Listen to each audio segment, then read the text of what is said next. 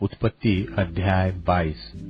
इन बातों के पश्चात ऐसा हुआ कि परमेश्वर ने इब्राहिम से यह कहकर उसकी परीक्षा की कि हे इब्राहिम। उसने कहा, देख मैं यहाँ हूँ। उसने कहा, अपने पुत्र को अर्थात अपने इकलौते पुत्र इसहाक को, जिससे तू प्रेम रखता है, संग लेकर मोरियाह देश में चला जा और वहाँ उसको एक पहाड़ के ऊपर, जो मैं तुझे बताऊंगा, होमबलि करके चढ़ा। सो इब्राहिम बिहान को तड़के उठा और अपने गड्ढे पर काठी कसकर अपने 2 सेवक और अपने पुत्र इसहाक को संग लिया और होमबलि के लिए लकड़ी चीर ली। तब कूच करके उस स्थान की ओर चला जिसकी चर्चा परमेश्वर ने उससे की थी। तीसरे दिन इब्राहिम ने आंखें उठाकर उस स्थान को दूर से देखा और उसने अपने सेवकों से कहा, गड्ढे के पास यही ठहरे रहो और यह लड़का और मैं वहां तक जाकर और दंडवत करके फिर तुम्हारे पास लौट आऊंगा। सो इब्राहिम ने होमबलि की लकड़ी लेकर अपने पुत्र इसहाक पर ला दी और आग और छुरी को अपने हाथ में लिया और वे दोनों एक साथ चल पड़े। इसहाक ने अपने पिता इब्राहिम से कहा, हे मेरे पिता। उसने कहा, हे मेरे पुत्र, क्या बात है? उसने कहा, देख आग और लकड़ी तो है, पर होमबलि के लिए भेड़ कहाँ है? इब्राहिम ने कहा, हे मेरे पुत्र, परमेश्वर होमबलि की भेड़ का उपाय आप ही करेगा। सो वे दोनों संग संग आगे चलते गए और वे उस स्थान को जिसे परमेश्वर ने उसको बताया था पहुंचे। तब इब्राहिम ने वहां वेदी बनाकर लकड़ी को चुन चुन कर रखा और अपने पुत्र इसहाक को बांध के वेदी पर की लकड़ी के ऊपर रख दिया और इब्राहिम ने हाथ बढ़ाकर छुरी को ले लिया कि अपने पुत्र को बलि करे। तब यहोवा के दूत ने स्वर्ग से उसको पुकार के कहा, हे इब्राहिम, हे इब्राहिम। उसने कहा, देख मैं यहाँ हूँ। उसने कहा, उस लड़के पर हाथ मत बढ़ा और न उससे कुछ कर, क्योंकि तूने जो मुझसे अपने पुत्र वरन अपने इकलौते पुत्र को भी नहीं रख छोड़ा, इससे मैं अब जान गया कि तू परमेश्वर का भय मानता है। तब इब्राहिम ने आंखें उठाई और क्या देखा कि उसके पीछे एक मेंढा अपने सींगों से एक झाड़ी में फंसा हुआ है। सो इब्राहिम ने जाके उस मेंढे को ले लिया और अपने पुत्र की संति होमबलि करके चढ़ाया और इब्राहिम ने उस स्थान का नाम यहोवा यीरे रखा। इसके अनुसार आज तक भी कहा जाता है कि यहोवा के पहाड़ पर उपाय किया जाएगा। फिर यहोवा के दूत ने दूसरी बार स्वर्ग से इब्राहिम को पुकार के कहा, यहोवा की यह वाणी है कि मैं अपनी ही यह शपथ खाता हूँ कि तूने जो यह काम किया है कि अपने पुत्र वरन अपने इकलौते पुत्र को भी नहीं छोड़ रखा, इस कारण मैं निश्चय तुझे आशीष दूंगा और निश्चय तेरे वंश को आकाश के तारागण और समुद्र के तीर की बालू के किनकों के समान अनगिनत करूंगा और तेरा वंश अपने शत्रुओं के नगरों का अधिकारी होगा और पृथ्वी की सारी जातियां अपने को तेरे वंश के कारण धन्य मानेगी, क्योंकि तूने मेरी बात मानी है। तब इब्राहिम अपने सेवकों के पास लौट आया और वे सब बेरशेबा को संग संग गए और इब्राहिम बेरशेबा में रहता रहा। इन बातों के पश्चात ऐसा हुआ कि इब्राहिम को यह संदेश मिला कि मिल्का के तेरे भाई नाहोर से संतान उत्पन्न हुए हैं। मिल्का के पुत्र तो ये हुए, अर्थात उसका जेठा ऊस और ऊस का भाई बूज और कमूएल, जो अराम का पिता हुआ। फिर केसेद, हजो, पिलदाश, इदलाप और बतूएल, इन 8 को मिल्का इब्राहिम के भाई नाहोर से जन्म दिया और बतूएल ने रिबका को जन्म दिया। फिर नाहोर के रूमा नाम एक रखीली भी थी, जिससे तेबह, गहम, तहश और माका उत्पन्न हुए। उत्पत्ति अध्याय 23। सारा की मृत्यु और अंत्यक्रिया का वर्णन। सारा तो 127 वर्ष की अवस्था को पहुंची, और जब सारा की इतनी अवस्था हुई तब वह किर्यतर्बा में मर गई। यह तो कनान देश में है और हेब्रोन भी कहलाता है। सो इब्राहिम सारा के लिए रोने पीटने को वहां गया। तब इब्राहिम अपने मुर्दे के पास से उठकर हित्तियों से कहने लगा, मैं तुम्हारे बीच पहुन और परदेशी हूँ। मुझे अपने मध्य में कब्रिस्तान के लिए ऐसी भूमि दो जो मेरी निज की हो जाए, कि मैं अपने मुर्दे को गाड़ के अपनी आंख की ओट करूं। हित्तियों ने इब्राहिम से कहा, हे हमारे प्रभु, हमारी सुन, तू तो हमारे बीच में बड़ा प्रधान है। सो हमारी कब्रों में से जिसको तू चाहे उसमें अपने मुर्दे को गाड़। हम में से कोई तुझे अपनी कब्र के लेने से न रोकेगा कि तू अपने मुर्दे को उसमें गाड़ने न पाए। तब इब्राहिम उठकर खड़ा हुआ और हित्तियों के सन्मुख, जो उस देश के निवासी थे, दंडवत करके कहने लगा, यदि तुम्हारी यह इच्छा हो कि मैं अपने मुर्दे को गाड़ के अपनी आंख की ओट करूं, तो मेरी प्रार्थना है कि सोहर के पुत्र एप्रोन से मेरे लिए विनती करो कि वह अपनी मकपेला वाली गुफा, जो अपनी भूमि की सीमा पर है, उसका पूरा दाम लेकर मुझे दे दे, कि वह तुम्हारे बीच कब्रिस्तान के लिए मेरी निज भूमि हो जाए। और एप्रोन तो हित्तियों के बीच वहां बैठा हुआ था। सो जितने हित्ती उसके नगर के फाटक से होकर भीतर जाते थे, उन सबों के सामने उसने इब्राहिम को उत्तर दिया कि हे मेरे प्रभु, ऐसा नहीं, मेरी सुन, वह भूमि मैं तुझे देता हूँ, और उसमें जो गुफा है वह भी मैं तुझे देता हूँ। अपने जात भाइयों के सन्मुख मैं उसे तुझको दिया देता हूँ। सो अपने मुर्दे को कब्र में रख।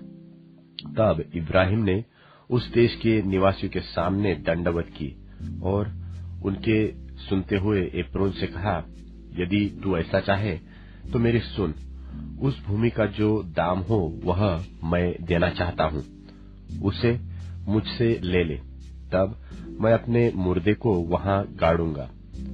एप्रोन ने इब्राहिम को यह उत्तर दिया कि हे मेरे प्रभु, मेरी बात सुन, उस भूमि का दाम तो 400 शेकेल रूपा है, पर मेरे और तेरे बीच में यह क्या है, अपने मुर्दे को कब्र में रख। इब्राहिम ने एप्रोन की मानकर उसको उतना रूपा तौल दिया जितना उसने हित्तियों के सुनते हुए कहा था, अर्थात 400 ऐसे शेकेल जो व्यापारियों में चलते थे। सो एप्रोन की भूमि जो मम्रे के सन्मुख की मकपेला में थी, वह गुफा समेत और उन सब वृक्षों समेत भी जो उसमें और उसके चारों ओर सीमा पर थे, जिसने हित्ती उसके नगर के फाटक से होकर भीतर जाते थे, उन सबों के सामने इब्राहिम के अधिकार में पक्की रीति से आ गई। इसके पश्चात इब्राहिम ने अपनी पत्नी सारा को उस मकपेला वाली भूमि की गुफा में, जो मम्रे के अर्थात हेब्रोन के सामने कनान देश में है, मिट्टी दी, और वह भूमि गुफा समेत जो उसमें थी हित्तियों की ओर से कब्रिस्तान के लिए इब्राहिम के अधिकार में पक्की रीति से आ गई। उत्पत्ति अध्याय 24। इसहाक के विवाह का वर्णन। इब्राहिम वृद्ध था और उसकी आयु बहुत थी, और यहोवा ने सब बातों में उसको आशीष दी थी। सो इब्राहिम ने अपने उस दास से, जो उसके घर में पुरनिया और उसकी सारी संपत्ति पर अधिकारी था, कहा, अपना हाथ मेरी जांघ के नीचे रख और मुझसे आकाश और पृथ्वी के परमेश्वर यहोवा की इस विषय में शपथ खा कि तू मेरे पुत्र के लिए कनानियों की लड़कियों में से, जिनके बीच में मैं रहता हूँ, किसी को न ले आएगा, परंतु तू मेरे देश में मेरे ही कुटुंबियों के पास जाकर मेरे पुत्र इसहाक के लिए एक पत्नी ले आएगा। दास ने उससे कहा, कदाचित वह स्त्री इस देश में मेरे साथ आना न चाहे, तो क्या मुझे तेरे पुत्र को उस देश में जहाँ से तू आया है ले जाना पड़ेगा? इब्राहिम ने उससे कहा, चौकस रह, मेरे पुत्र को वहाँ कभी न ले जाना।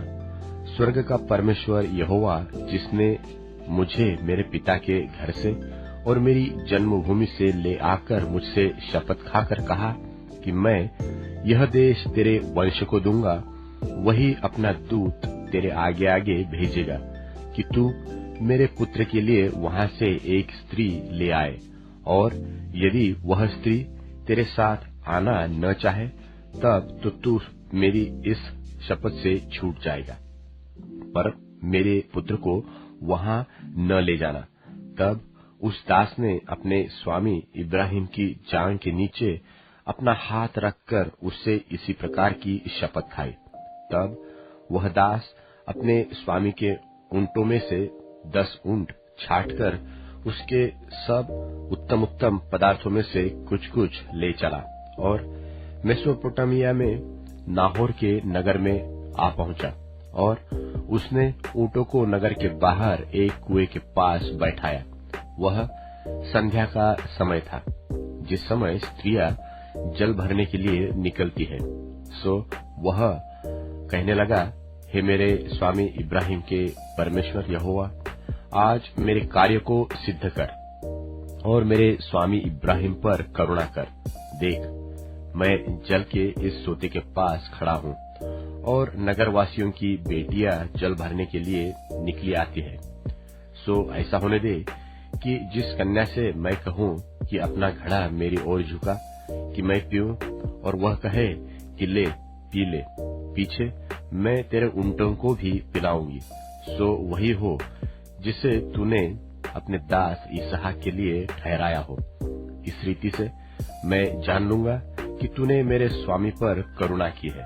और ऐसा हुआ कि जब वह कह ही रहा था कि रिबका, जो इब्राहिम के भाई नाहोर के जन्माए मिल्का के पुत्र बतूएल की बेटी थी, वह कंधे पर घड़ा लिए हुए आई। वह अति सुंदर और कुमारी थी और किसी पुरुष का मुंह न देखा था। वह कुएं में सोते के पास उतर गई और अपना घड़ा भर के फिर ऊपर आई। तब वह दास उससे भेंट करने को दौड़ा और कहा, अपने घड़े में से थोड़ा पानी मुझे पिला दे। उसने कहा, हे मेरे प्रभु, ले पी ले। और उसने फुर्ती से घड़ा उतारकर हाथ में ले लिया और उसको पिला दिया।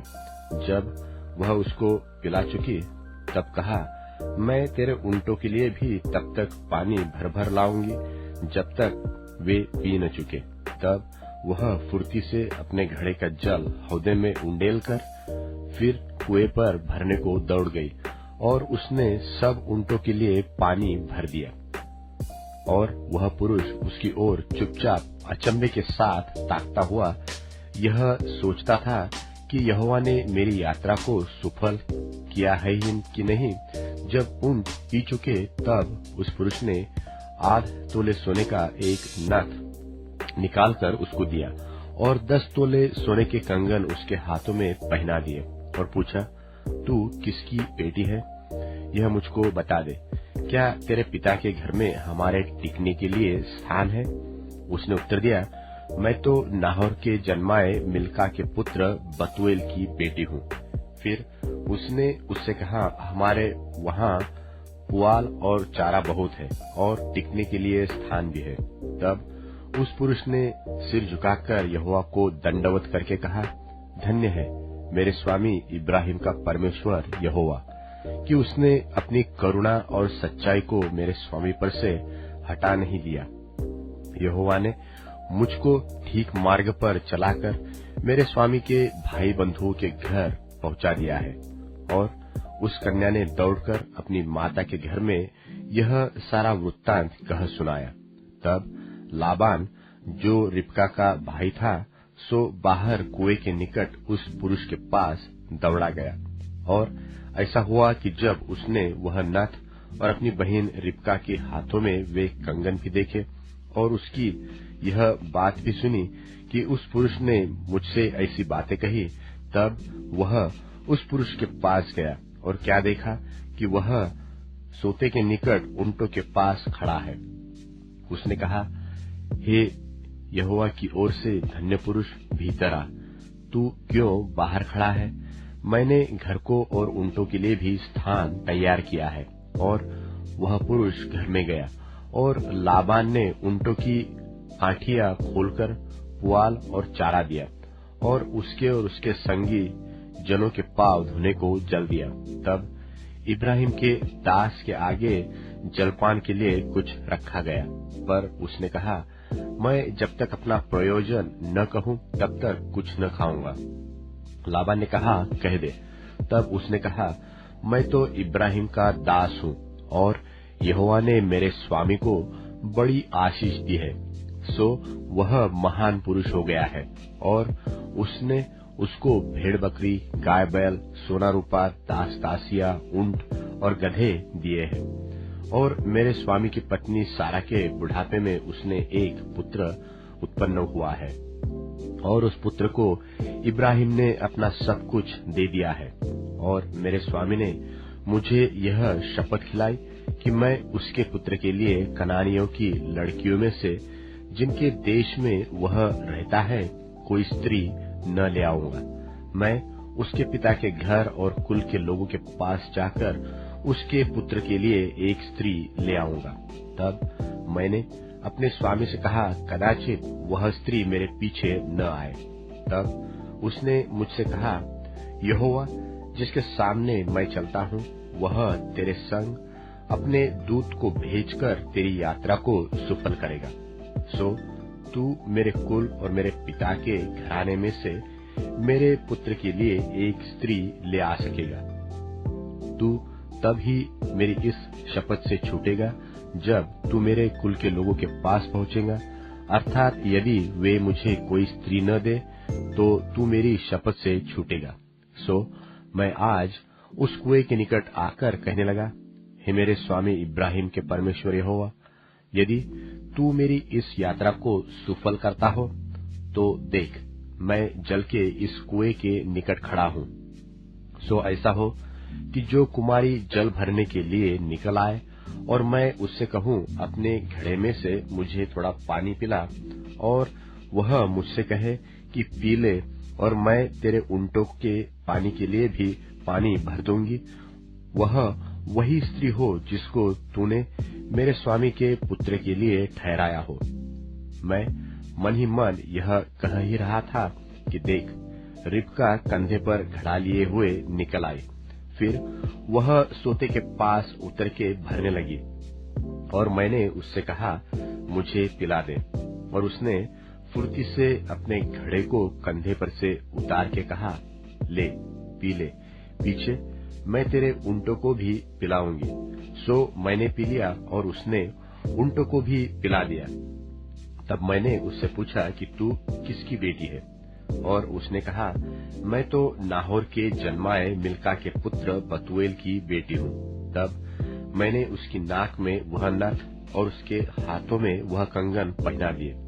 फिर मैंने सिर झुकाकर यहोवा को दंडवत किया और अपने स्वामी इब्राहिम के परमेश्वर यहोवा को धन्य कहा, क्योंकि उसने मुझे ठीक मार्ग से पहुंचाया कि मैं अपने स्वामी के पुत्र के लिए उसकी भतीजी को ले जाऊं। सो अब यदि तुम मेरे स्वामी के साथ कृपा और सच्चाई का व्यवहार करना चाहते हो तो मुझसे कहो, और यदि नहीं चाहते हो तो भी मुझसे कह दो, ताकि मैं दाहिनी ओर व बाई ओर फिर जाऊं। तब लाबान और बतूएल ने उत्तर दिया, यह बात यहोवा की ओर से।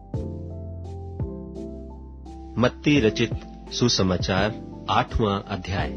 जब वह उस पहाड़ से उतरा तो एक बड़ी भीड़ उसके पीछे हो ली, और देखो, एक कोढ़ी ने पास आकर उसे प्रणाम किया और कहा कि हे प्रभु, यदि तू चाहे तो मुझे शुद्ध कर सकता है।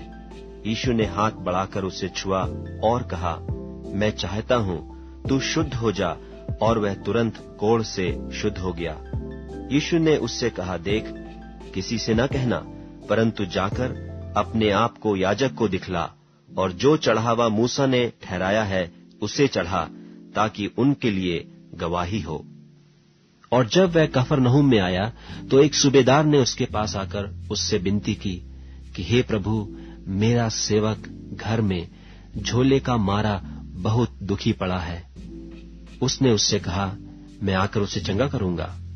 सूबेदार ने उत्तर दिया कि हे प्रभु, मैं इस योग्य नहीं कि तू मेरी छत के तले आए, पर केवल मुख से कह दे तो मेरा सेवक चंगा हो जाएगा, क्योंकि मैं भी पराधीन मनुष्य हूं और सिपाही मेरे हाथ में है। और जब एक से कहता हूं जा तो वह जाता है, और दूसरे को कि आ तो वह आता है, और अपने दास से कहता हूं कि यह कर तो वह करता है। यह सुनकर यीशु ने अचंभा किया और जो उसके पीछे आ रहे थे उनसे कहा, मैं तुमसे सच कहता हूं कि मैंने इस्राएल में भी ऐसा विश्वास नहीं पाया।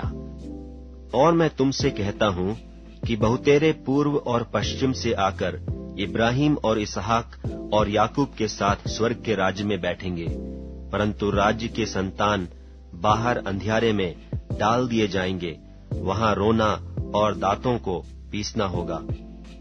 और यीशु ने सूबेदार से कहा, जा, जैसा तेरा विश्वास है वैसा ही तेरे लिए हो। और उसका सेवक उसी घड़ी चंगा हो गया।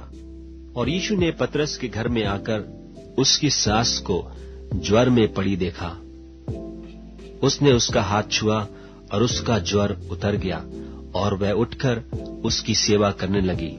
जब संध्या हुई तब वे उसके पास बहुत से लोगों को लाए जिनमें दुष्ट आत्माएं थीं, और उसने उन आत्माओं को अपने वचन से निकाल दिया और सब बीमारों को चंगा किया, ताकि जो वचन यशायाह भविष्यद्वक्ता के द्वारा कहा गया था वह पूरा हो कि उसने आप हमारी दुर्बलताओं को ले लिया और हमारी बीमारियों को उठा लिया। यीशु ने अपनी चारों ओर एक बड़ी भीड़ देखकर उस पार जाने की आज्ञा दी। और एक शास्त्री ने पास आकर उससे कहा, हे गुरु, जहां कहीं तू जाएगा मैं तेरे पीछे पीछे हो लूंगा। यीशु ने उससे कहा, लोमड़ियों के भट्ट और आकाश के पक्षियों के बसेरे होते हैं, परंतु मनुष्य के पुत्र के लिए सिर धरने की भी जगह नहीं है। एक और चेले ने उससे कहा, हे प्रभु, मुझे पहले जाने दे कि अपने पिता को गाड़ दूं। यीशु ने उससे कहा, तू मेरे पीछे हो ले और मुर्दों को अपने मुर्दे गाड़ने दे। जब वह नाव पर चढ़ा तो उसके चेले उसके पीछे हो लिए, और देखो, झील में एक ऐसा बड़ा तूफान उठा कि नाव लहरों से ढपने लगी और वह सो रहा था। तब उन्होंने पास आकर उसे जगाया और कहा, हे प्रभु, हमें बचा, हम नाश हुए जाते हैं। उसने उनसे कहा, हे अल्प विश्वासियों, क्यों डरते हो? तब उसने उठकर आंधी और पानी को डांटा और सब शांत हो गया। और लोग अचंभा करके कहने लगे कि यह कैसा मनुष्य है कि आंधी और पानी भी उसकी आज्ञा मानते हैं। जब वह उस पार गदरेनियों के देश में पहुंचा तो दो मनुष्य जिनमें दुष्टात्माएं थीं कब्रों से निकलते हुए उसे मिले, जो इतने प्रचंड थे कि कोई उस मार्ग से जा नहीं सकता था।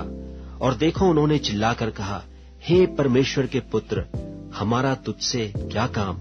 क्या तू समय से पहले हमें दुख देने यहाँ आया है?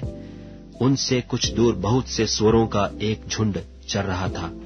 दुष्टात्माओं ने उससे यह कहकर विनती की कि यदि तू हमें निकालता है तो सूअरों के झुंड में भेज दे। उसने उनसे कहा, जाओ। वे निकलकर सूअरों में बैठ गए, और देखो, सारा झुंड कड़ाड़े पर से झपटकर पानी में जा पड़ा और डूब मरा। और चरवाहे भागे और नगर में जाकर ये सब बातें और जिनमें दुष्टात्माएं थे उनका सारा हाल कह सुनाया। और देखो, सारे नगर के लोग यीशु से भेंट करने को निकल आए और उसे देखकर विनती की कि हमारे सिवानों से बाहर निकल जा।